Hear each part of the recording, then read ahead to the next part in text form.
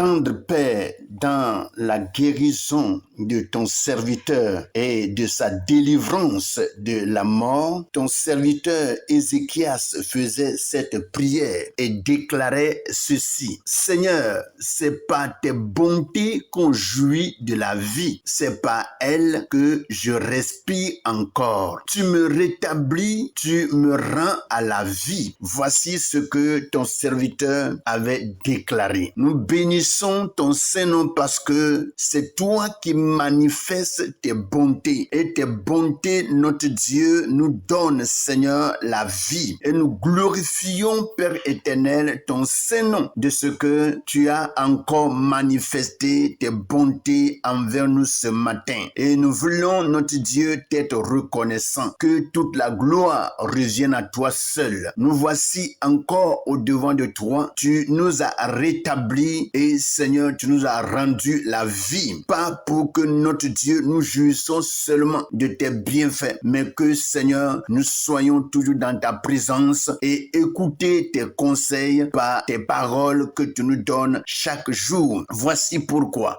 nous sommes encore ce matin au devant de toi pour t'écouter, notre Dieu. Nous prions pour que Père éternel, tu nous enseignes encore ce matin dans le nom puissant de Jésus. Amen. Bonjour frères et sœurs, que la grâce et la paix du Seigneur reposent sur tout un chacun et que sa puissante main soit vraiment notre partage. Nous voici encore dans la présence de Dieu pour écouter la parole vivante de l'Éternel. Avant d'écouter cette parole, nous allons passer un moment de louange pour que notre esprit soit rafraîchi pour une bonne réception de la parole. Soyez bénis et nous passons à la louange. Que le Seigneur soit glorifié. Voici, c'est parti pour la louange. Soyons tous bénis au nom de Jésus. Gloire à Jésus, la parole de Dieu déclare dans 1 Corinthiens chapitre 3, le verset 23. Tout est à vous, vous êtes à Christ et Christ est à Dieu. Jésus nous a tout donné, il est merveilleux. Jésus, ton nom est merveilleux. Jésus, ton nom est merveilleux. Jésus, ton nom est merveilleux. Jésus, ton nom est merveilleux. Jésus, ton nom est merveilleux. Yahweh, ton nom est merveilleux. Adonai, ton nom est merveilleux. Jésus, ton nom est merveilleux. Tu m'as donné la vie que je cherchais. Tu m'as donné la paix que je voulais. Tu m'as donné la joie que je cherchais. Tu m'as donné la famille que j'ai tant voulu. Jésus, ton nom est merveilleux. Jésus, ton nom est merveilleux. Jésus, ton nom est merveilleux. Jésus, ton nom est merveilleux. Jésus, ton nom est merveilleux. Tu m'as donné la famille que j'ai cherchée. Tu m'as donné les frères que je cherchais. Tu m'as donné les enfants que j'ai voulu. Jésus, ton nom est merveilleux. Yahweh, ton nom est merveilleux. Adonai, ton nom est merveilleux. Jésus, ton nom est merveilleux. Jésus, ton nom est merveilleux. Bonjour frères et sœurs, que la grâce et la paix du Seigneur reposent sur tout un chacun et que les bontés de l'Éternel soient notre partage en ce matin. Je bénis le Seigneur qui nous accorde encore cette grâce d'être ensemble pour partager la parole de vie. Alors, sans trop tarder, je vais inviter chacun d'entre nous à prendre la Bible dans le livre de Ecclésiaste chapitre 7 et nous allons lire du verset 1 au verset 3. Ceci pour dire à chacun que nous venons d'entamer un nouveau chapitre dans le livre d'Ecclésiaste. Et je vais lire dans la version Louis II. Il est écrit: une bonne réputation vaut mieux que le bon parfum, et le jour de la mort que le jour de la naissance. Mieux vaut aller dans une maison de deuil que d'aller dans une maison de festin, car c'est là la fin de tout homme, et celui qui vit prend la chose à cœur. Mieux vaut le chagrin que le rire,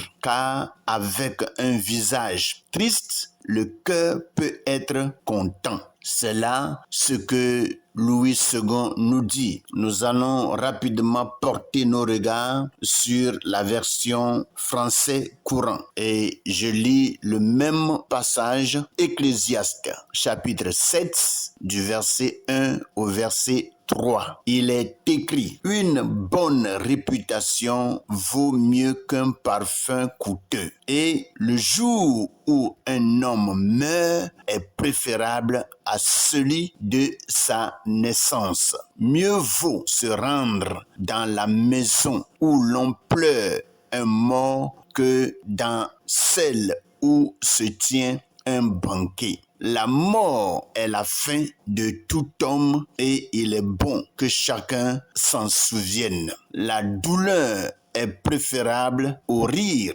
Elle attriste le visage, mais elle rend le cœur meilleur. Voici ce que le français courant nous donne en ce matin, et nous allons profiter de ces deux versions et commencer notre méditation de ce matin. Comme nous sommes en train de le lire, nous allons retourner rapidement à la version Louis II.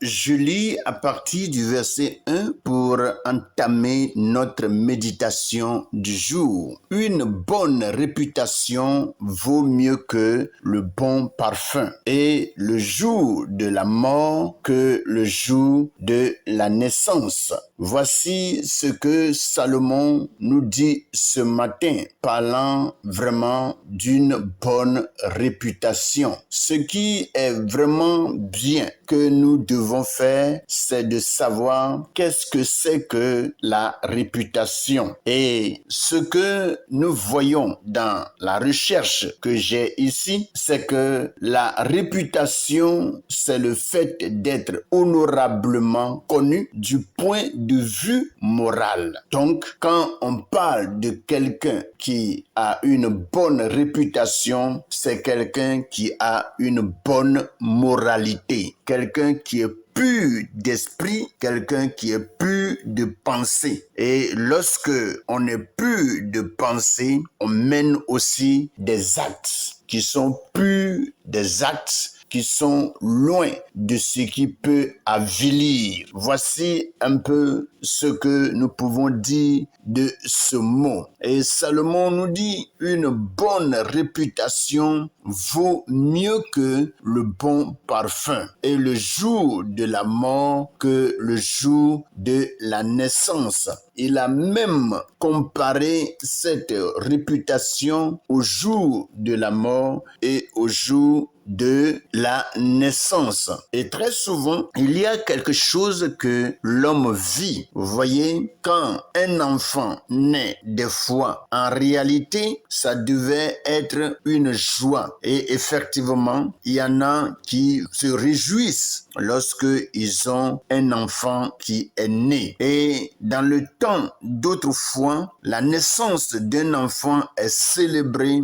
la naissance d'un enfant est fêtée. Mais au jour d'aujourd'hui, la naissance de l'enfant n'est plus célébrée comme cela se faisait au temps d'autrefois. C'est comme une douleur qui naît dans le cœur d'un couple, dans le cœur d'une famille qui, des fois, a reçu un enfant qui naît dans la famille. Seuls ceux qui étaient vraiment stériles pendant longtemps et à qui Dieu fait la grâce d'avoir un enfant, ceux-là se réjouissent un peu. Or, en réalité, avoir un enfant dans la famille doit être réellement une joie pour glorifier le Seigneur, une joie pour célébrer notre Dieu, car c'est Dieu qui vraiment donne la naissance. C'est Dieu qui fait naître. Et lorsqu'un enfant naît dans une famille, il faut dire que c'est un miracle et la famille doit se réjouir. Mais ce que nous voyons aujourd'hui, c'est complètement le contraire. Et je vois ici que Salomon est en train de dire la vérité. Et lorsqu'il compare la réputation qui est comparée d'abord avec un bon parfum et le jour de la mort que le jour de la naissance. Et très souvent, lorsque vraiment un enfant naît, le monde qui vient des fois célébrer cet enfant, ce n'est pas le même nombre de personnes qui vraiment vient lorsque quelqu'un meurt. Et lorsque quelqu'un meurt, des fois, on dépense plus que nous devons dépenser à la naissance d'un enfant. Voici encore quelque chose qui est très très mauvais dans la vie de l'homme. Des choses que nous devons en réalité anéantir, annuler pour que notre manière de vivre et de faire puisse honorer le Seigneur. Vous voyez, très souvent, dans les funérailles, c'est du monde qui pompe là-bas. C'est des hommes, des femmes, des enfants. Et là, on fait plus de dépenses après que vraiment on ait enterré celui qui est décédé. Il faut maintenant fêter. Je ne sais pas si c'est la mort qu'on fête ou bien si c'est la vie de la personne qui est morte qu'on fête. Mais en réalité, c'est la vie de ce dernier qu'il faut fêter au lieu de fêter la mort de quelqu'un. Parce que des fois, lorsque quelqu'un va, personne d'entre nous ne peut savoir où il va, où son âme va. Des fois, nous disons que vraiment la terre te soit favorable et que ton âme soit en paix. Mais comment la personne a vécu sur terre pour que on souhaite à cette personne la paix? Nous ne le savons pas. Et seul Dieu sait si ce dernier va pour vivre la paix ou bien s'il va pour vivre quelque chose qui sera contraire à la paix. Vous voyez? Donc, comme Salomon est en train de le dire, il dit une bonne réputation vaut mieux que le bon parfum et le jour de la mort que le jour de la naissance. Bon, dans tous les cas, Salomon parle ici de ce que nous appelons la réputation, qui est une bonne moralité de vie de quelqu'un. C'est-à-dire que lorsque tu es quelqu'un qui est honorablement connu et qui a un point de vue moral clair, alors on peut dire que tu es quelqu'un qui a une bonne réputation. Dans le cas contraire, je ne sais pas quelle qualification que les hommes peuvent encore te donner. Donc, la Bible nous appelle à avoir une bonne moralité dans toutes nos actions, dans nos paroles, dans nos regards, dans tout ce que nous allons entreprendre ici-bas. Il faut que cela soit couronné d'une bonne réputation. Cela est très nécessaire car celui qui a une bonne réputation, celui-là est respecté partout où il va. Le français courant dit presque la même chose. Il n'y a pas trop de changement, seulement que au niveau du bon parfum, on parle d'un parfum coûteux. Alléluia. Et il est dit que le jour où un homme meurt est préférable à celui de sa naissance. Au jour d'aujourd'hui, l'homme donne plus de valeur aux funérailles, à la mort de quelqu'un, que de donner vraiment la valeur à la naissance d'une personne. Vous voyez? Donc, ce que Salomon dit est clair et que il voit encore en réalité là une vanité. Et il continue pour dire, mieux vaut aller dans une maison de deuil que d'aller dans une maison de festin.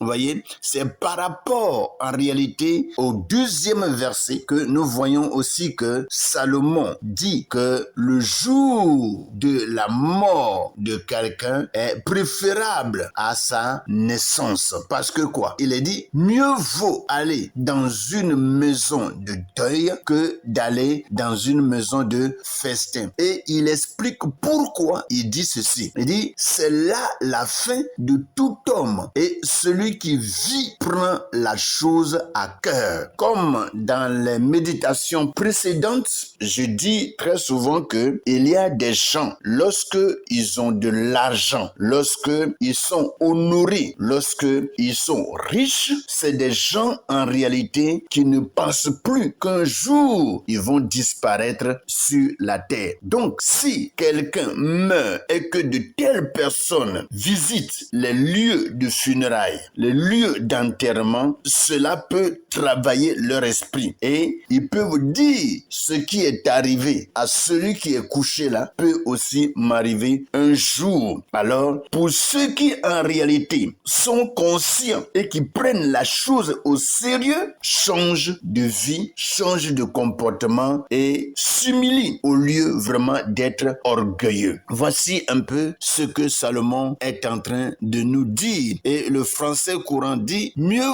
vaut se rendre dans la maison où l'on pleure un mort que dans celle où se tient un banquet. La mort est la fin de tout homme et il est bon que chacun s'en souvienne. Il est bon que chacun s'en souvienne. Et pourquoi on doit s'en souvenir? Cela peut nous permettre en réalité de remettre toute notre vie entre les mains du Seigneur et peut donner aussi l'intelligence, la sagesse et de savoir que nous sommes passagers sur cette terre et que nul d'entre nous n'est sur cette terre d'une manière éternelle. Que le Seigneur soit béni. Il dit, mieux vaut le chagrin que le rire, car avec un visage triste, le cœur peut être content. Mieux vaut le chagrin. Et le français courant nous dit, la douleur est préférable au rire. Elle attriste le visage, mais elle rend le cœur meilleur. Vous voyez, très souvent, nous pouvons vraiment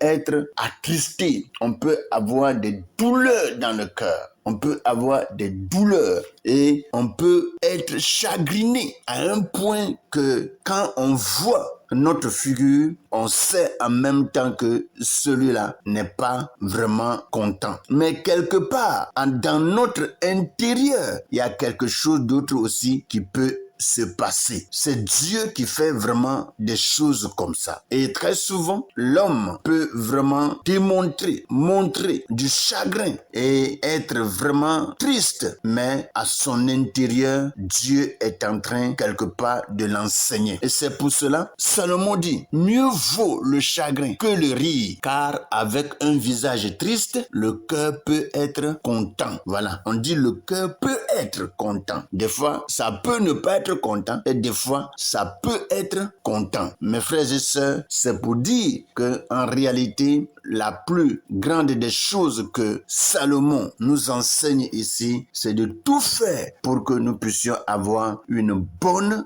réputation qui vraiment est mieux qu'un bon parfum ou soit un parfum coûteux. On peut mettre vraiment des parfums de valeur sur son corps et ne pas avoir une bonne réputation. Donc veillons à ceci et demandons à Dieu de faire en sorte que nous puissions avoir une bonne réputation, une bonne vie de moralité pour ne pas vivre dans le désordre. Que le Seigneur nous bénisse, que sa grâce, sa paix et que ses bontés nous soient multipliées dans le nom de Jésus-Christ. Passez une bonne et merveilleuse journée avec le Seigneur. Amen.